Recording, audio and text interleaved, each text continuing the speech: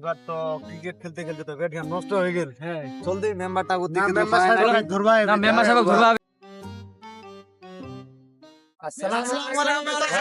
সালাম কি খবর তে?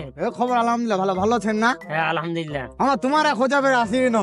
আমার খোঁজে হ্যাঁ আমি তো বাইতে ছিল সারাদিন। আমার কি জানি না, আমার জানি তো আলাম নিকলিবেন চা পানি নাস্তা খাবার কি খবর তে? খাওয়া দাওয়া করলেন মেম্বার সাহেব? হ্যাঁ আলহামদুলিল্লাহ খানা তো আই ছোট ঢাকাতে আসেন তো বাড়ি ভালো আছে? হ্যাঁ ভালো আছে। ওই দে আমার ক্রিকেট খেলায় জানেন তো বেচালার লোক তে আমার ব্যাট নষ্ট হয়ে গেল আর কি।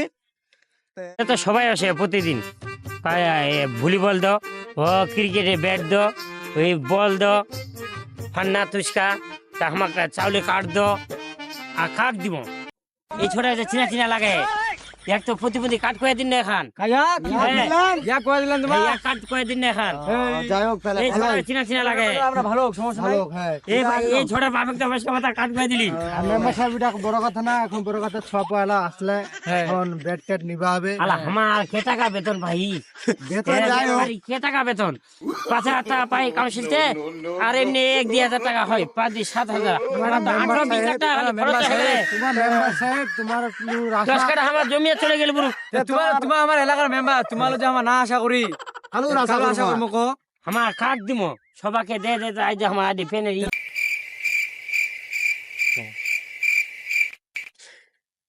তোমার তো আরেকবার আসিলেন না, তোমাকে তো চিনা চিনা লাগা হ্যাঁ আরেকবার আসিলেন ও আরে আসিন না মনে হয় এবার আসিন না দে ব্যাটের জন্য আসিন না এবার সামনে বছর সামনে বছর খাটা আমার আসলে এলো তো ধান টান বেচে না 200-400 টাকা দিমো তোমাকে আর কিনেলেন তা আমার সন্তুষ্ট হইনি। আরেবার আরেবার করে দেখি এবারে মন মানসিকতা ভালো থাকে তো দিবে ওয়া আলা আমার এটাই আবদার মেম্বার এখন ব্যাট লাগবে আর কি। একটা বেটিয়াকে খুবই তোমার নিত্য প্রয়োজন লাগবেই, এখন লাগবে একবার উপায় নাই।